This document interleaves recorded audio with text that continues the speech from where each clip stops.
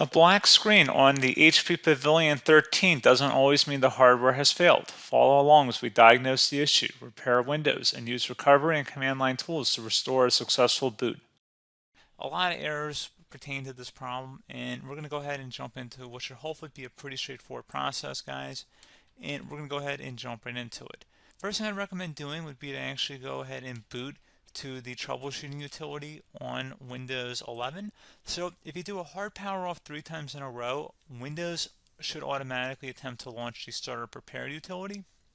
And if it doesn't find anything, it will give you the option to select advanced settings, in which case it would take you to a screen that looks like this. Now, if it does not take you to a screen that looks like this, or you're unable to get to that, you can also download the Windows 10 Media Creation Utility, or Windows 11. They probably will make a creation utility for Windows 11 at some point. And it doesn't really matter. You can actually run the Windows 10 utility on Windows 11 as far as I'm aware. And you should be able to run the troubleshooting utilities built in within it. So you just would go ahead and download it to an ISO file and then burn it to a DVD or USB. It'd have to be about 4 gigabytes or more. It couldn't be a small USB flash drive, and it couldn't be a CD. It'd have to be a DVD.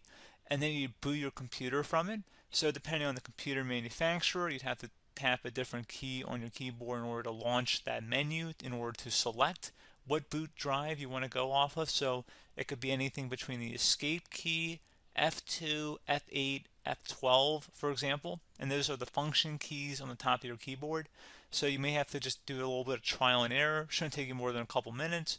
Googling it would probably be best before you even begin. But anyway, we're ready to go ahead and jump right into it. So we're on the choose an option page. So these will look very similar whether you're booting from it directly within Windows itself, or if you're plugged in a USB flash drive with the media creation utility installed and you selected the recovery option. So when you are setting up your Windows 11 installation or Windows 10, depending on the drive you're using, there should be an option to repair your computer in the bottom left corner of the dialog window, one of the first screens that comes up. You go ahead and select that, and then it would take you to a troubleshooting screen like you see here. And you want to go ahead and select troubleshoot, reset your PC, or see advanced options. And then there are going to be a whole bunch of options in here that we're going to explore in today's video. The first one, we're going to actually go underneath advanced options and then select startup repair, fix problems that keep Windows from loading. So go ahead and select that first.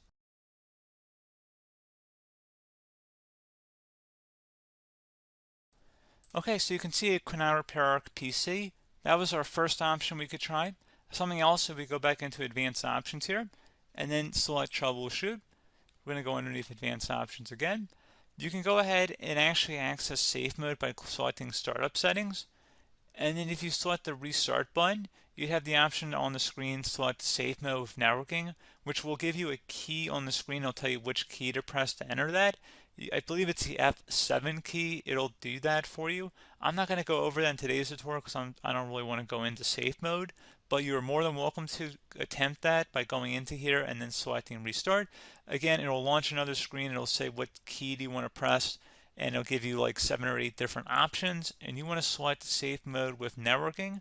There's also an option for a command prompt too, but that's going to be something we're going to cover later in this video, and we don't even have to go through that in order to access it. So that's why I'm not going to really push for that, because unless you know exactly what's causing the problem, you probably don't need to go into safe mode. Unless you're trying to recover files, in which case then you definitely can go into safe mode, but we're trying to actually recover our computer here. So I hope that makes sense. Something else we can also try here as well would be to uninstall updates, remove recently installed quality or feature updates from Windows. So if you go ahead and select that, you can uninstall the latest quality updates, which generally is the more day-to-day updates. Feature updates are the less regularly released ones, like the big ones. I would equate it to service packs in like Windows 7 and Windows Vista and Windows XP. So larger updates that occur once or twice a year at most. And the quality updates are more just a regular update. So probably obviously it'll take longer if you're going to try and uninstall the latest feature update versus quality update. And maybe you don't need to go back that far. So just giving you guys a couple of pointers with that. Something else you can also look at here, and we're going to jump into the command prompt in a little bit, but you can select System Restore, which will use a restore point recorded on your PC to restore Windows. And this is something I would highly recommend here, guys. So select Next.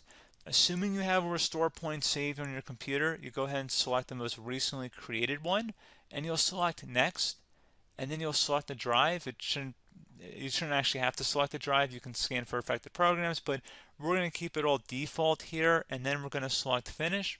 So once started, system restore cannot be interrupted. Do you want to continue?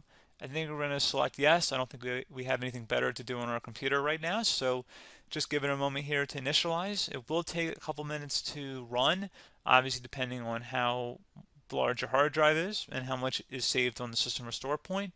So just give it a couple minutes here.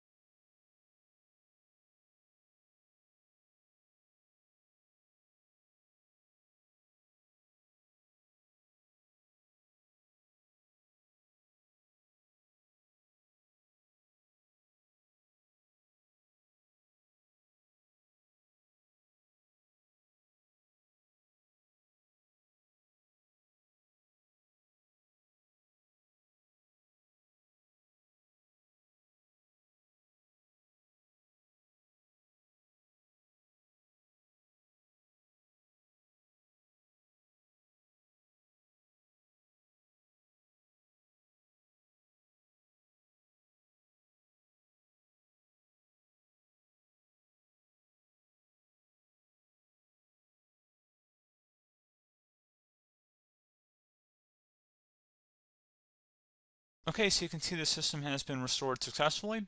We're going to go over a couple different methods addition to that if that did not work. So I'm just going to pause the video and we're going to start back up back on the recovery screen that we started with. Okay, so a couple other things we can try here too. If you go back into troubleshoot, you can select reset your PC, let you choose to keep or remove your personal files, and then reinstalls Windows. You can select to keep my files, which will remove apps and settings but keeps your personal files. You can also select remove everything, which will remove all of your personal files, apps, and settings. So this is more of a factory reset, the second option here.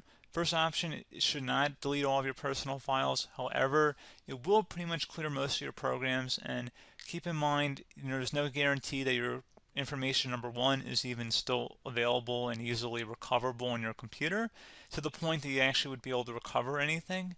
And the second point is that there's always a chance that it won't actually recover and it will just do a factory reset anyway.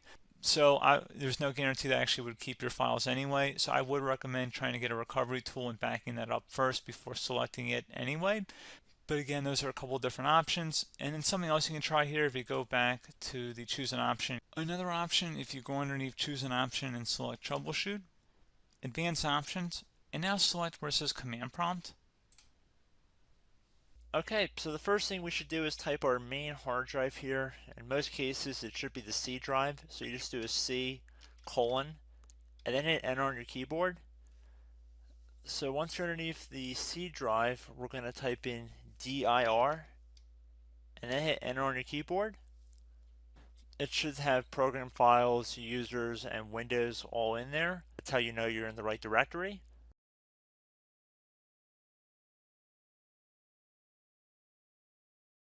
In some cases, it might be the D drive as well, so just keep that in mind.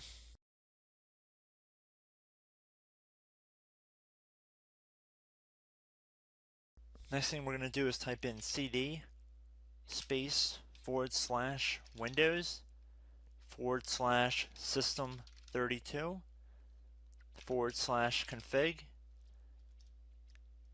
and then you're going to hit enter on your keyboard.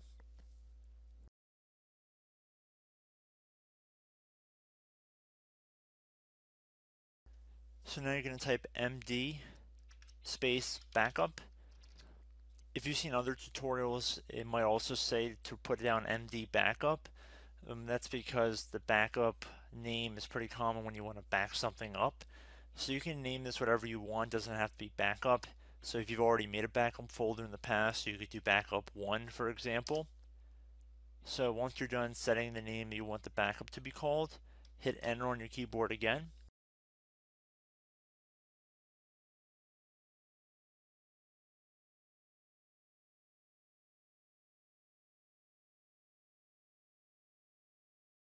At this point you want to type copy, C-O-P-Y, space, then you want to do the star symbol above the 8 key, then do a period or a dot, whatever you want to call it, then another star sign, and then another space, and then type backup, and then hit enter on your keyboard.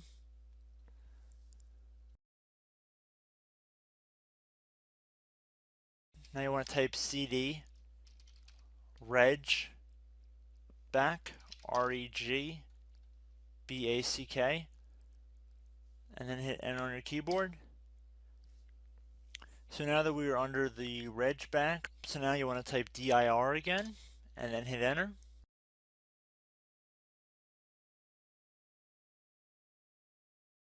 So now at this point we're going to type copy again. So copy, space, star sign,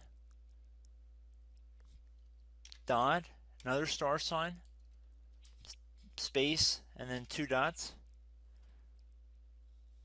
So we're going to type copy, space, star sign, dot, sign, star sign, dot, dot, and then hit enter on your keyboard again. So for overwrite, you want to overwrite all. So type A on your keyboard, so capital A, and then hit enter on your keyboard.